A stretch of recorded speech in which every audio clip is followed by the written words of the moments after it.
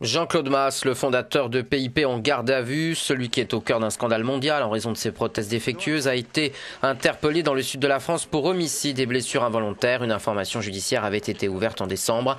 La garde à vue se déroule à la Gendarmerie nationale de Marseille et elle peut durer jusqu'à 48 heures. Claude Couty, ancien directeur financier et président du directoire de PIP, a lui aussi été interpellé.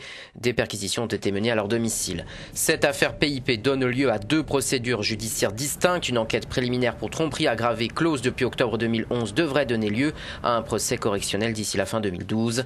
Masse a admis avoir utilisé un gel non homologué. À ce stade, plus de 2500 plaintes ont été reçues. La présidente du mouvement de défense des femmes porteuses d'implants et de prothèses salue cette garde à vue. J'imagine que c'est comme pour moi, elles sont soulagées et contentes de voir qu'enfin on a une prise en compte des victimes. Les autorités françaises ont recommandé aux 30 000 femmes porteuses de ces implants PIP de se les faire retirer.